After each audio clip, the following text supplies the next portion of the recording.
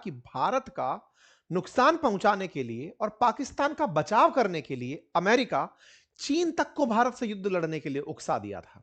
यह जानकारी हाल ही में एक वाटर गेट स्कैंडल की फाइल ओपन होने पर बाहर निकला। रिचर्ड निक्सन भारत पर चीन को हमला करने के लिए उकसाया, इंदिरा गांधी जी को बदतमीजी से इस्तेमाल किए, गलत शब्द इस्तेमाल किए और भारत को पाकिस्तान पर हमला ना करने के लिए हर तरह का दबाव दिया। आज पाकिस्तान में करप्शन इतना ज्यादा कि आज तक वहां कोई प्रधानमंत्री 5 साल पूरे नहीं कर पाया। मल्टीपल टाइम सैन्य तख्ता पलट हो गया। तो वो हमेशा अमेरिका के लिए एक बहुत इजी केक रहा है। उनको पलटना, उनके यहां पर राज का अपना चलाना, ये कब सब कुछ वहां पर आसान रहा है।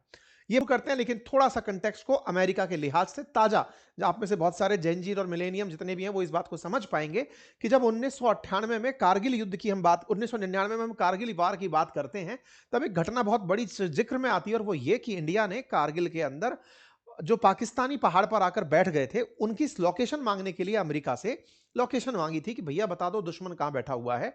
लेकिन अमेरिका ने हमें अपने जीपीएस की लोकेशन नहीं दी थी और भारत ने उसी से प्रेरणा पाते हुए अपना खुद का जीपीएस, जिसे आप नाविक के नाम से बोलते हैं, वो बना लिया था। अर्थात अमेरिका ताजा घटनाओं में भी अगर आप याद रखते हैं तो भारत की अपेक्षा पाकिस्तान को सपोर्ट करते हुए ताजा घटनाओं में भी देखा गया है। ये तो कुछ दिनों पुरानी घटना है जब वो बदल करके भारत के साथ आता हुआ दिखने लगा है। साथियों, बाइडेन हो या ट्रंप हो, मतलब बाइडेन डेमोक्रेटिक, ट्रंप रिपब्लिक, ये दोनों के दोनों वो लोग रहे हैं, ये अपने अपने हितों को ध्यान में रखते हुए जब मौका मिला पाकिस्तान के साथ जाकर खड़े हो गए।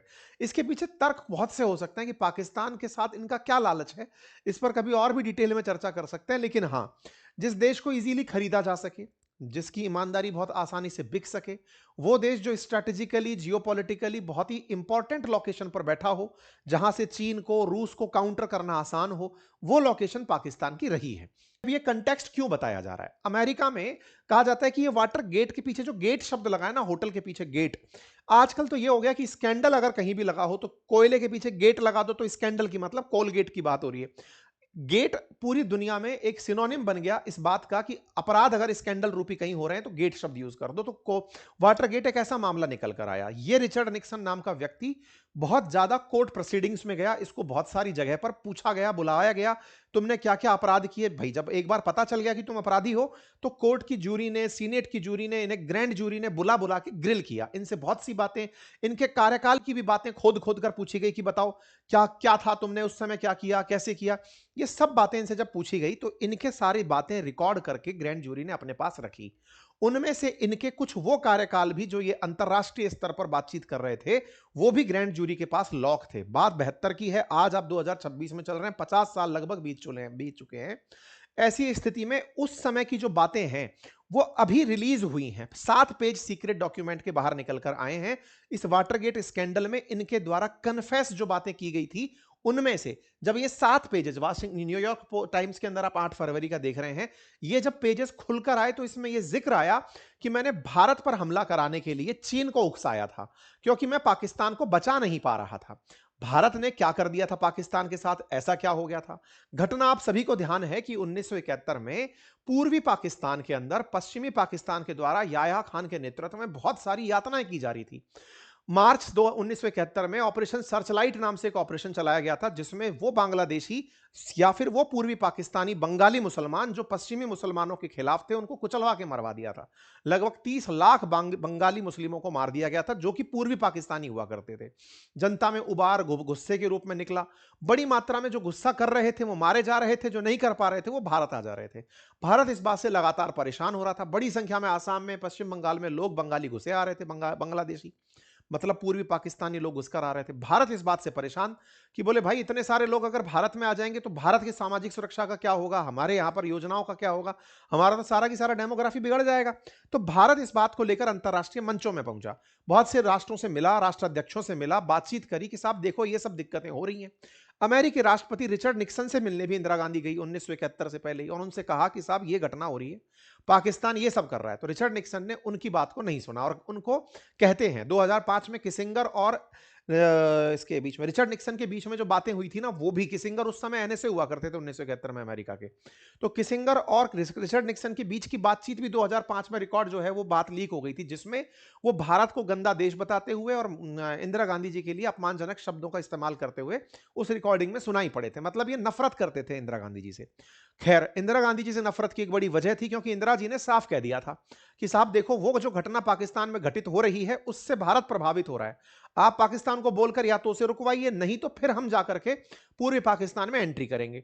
बार बार अमेरिका ने हमको धमकाया कि आप ये नहीं कर सकते, आप पाकिस्तान के आंतरिक मामलों में हस्तक्षेप नहीं कर सकते, अगर आपने ऐसा किया तो भीषण परिणाम होंगे। भारत ने कहा हम अपनी सुरक्षा के लिए तो जिम्मेदार है ना, हम अपनी सुरक्षा करेंगे, और भारत ने की भी यही। 3 दिसंबर 1971 को भारत ने युद्ध में प्रवेश किया। 13 दिन के अंदर 16 दिसंबर 1971 में युद्ध खत्म कर दिया। 93,000 बांग्लादेशी सैनिकों को सरेंडर, पाकिस्तानी सैनिकों को सरेंडर करवा दिया। पाकिस्तान की ये दुनिया में, मतलब कहा जाए कि सेकंड वर्ल्ड वॉर में या तो समर्पण किया था कभी सैनिकों ने, दुनिया में सेकंड सबसे बड़ा अगर समर्पण हुआ कभी मतलब सरेंडर अगर किसी ने किया तो वो ये था।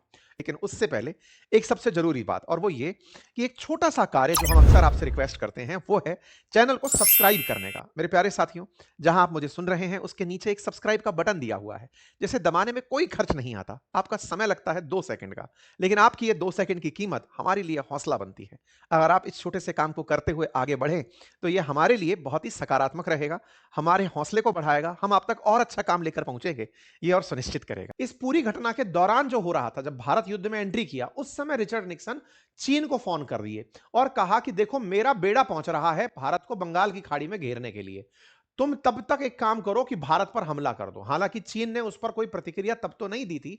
ये जो पूर्वी पाकिस्तान वाला एरिया था, इसको काउंटर करने के लिए चीन को उकसा दिया गया था कि तुम सुनो, हमला करने के लिए अंदर घुसो, क्योंकि मेरी मदद पहुंचने में देर हो रही है, भारत के खिलाफ मैं पाकिस्तान की मदद नहीं कर पा रहा हूं। भारत जब एंट्री किया ना, उस समय पर इस व्यक्ति ने अपनी तरफ से एक जहाज जिसका नाम यूएसएस एंटरप्राइज था, वो बंगाल की खाड़ी में भेज भी दिया कि ये युद्धपोत आ रहा है भारत के खिलाफ हमला करने के लिए। लेकिन इंदिरा गांधी जी इससे पहले ही इसका इलाज कर चुकी थी। उन्होंने अगस्त 1971 में ही यूएसएसआर के साथ में 20 साल का एक सिक्योरिटी एग्रीमेंट कर लिया था कि यदि हम पर अमेरिका या चीन की तरफ से कोई हमला होता है तो रशिया यानी सोवियत रूस उस समय का हमारे साथ युद्ध लड़ेगा।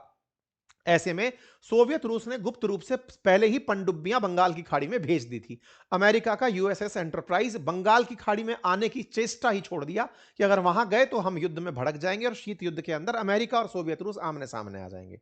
परिणाम क्या निकला कि अंतरराष्ट्रीय कूटनीति जो इंदिरा गांधी जी की थी वो कामयाब हुई। अमेरिका, ब्रिटेन, फ्रांस, जर्मनी की तमाम जो यात्राएं उन्होंने की, उस यात्राओं का फायदा यह हुआ कि पूर्वी पाकिस्तान 16 दिसंबर को जब हमने पाकिस्तान के टुकड़े ही कर दिए तो बांग्लादेश के रूप में मान्यता प्राप्त कर गया। भारत ने अंतरराष्ट्रीय मंचों पर इस मुद्दे को जब उठाया तो पूरी दुनिया इस बात के समर्थन में आ गई कि निश्चित ही यह बहुत बड़ा ह्यूमन क्राइसिस था और पूर्वी पाकिस्तान को एक नए देश के रूप में मान्यता मिलनी चाहिए।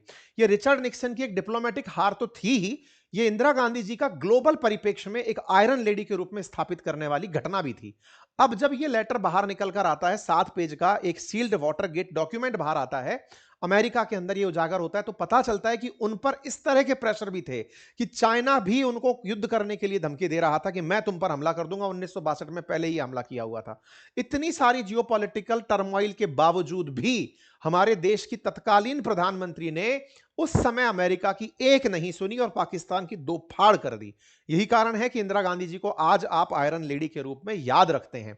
इस घटना को अमेरिकी इतिहास में शर्मिंदगी के रूप में लिया जा रहा है कि उस समय अमेरिकी राष्ट्रपति का डिप्लोमेटिक सूझबूझ कितना कम था कि जहां एक और तो वो अपोजिशन के खिलाफ सेंध मरवा रहा था और दूसरी तरफ जियोपॉलिटिक्स में वो यही नहीं समझ पा रहा था कि किस पक्ष का साथ देना चाहिए। कुल मिलाकर ग्रैंड जूरी के सामने, प्रोसिक्यूशन टीम और ग्रैंड जूरी के सामने रिचर्ड निक्सन के उस 1971 के दौरान के जो स्वीकारोक्ति थी, जब वो बाहर आई तो ये पता चलता है कि भारत ने अपने आप को कम संसाधनों के साथ भी अंतरराष्ट्रीय स्तर पर कूटनीतिक रूप से कितना मजबूत रखा।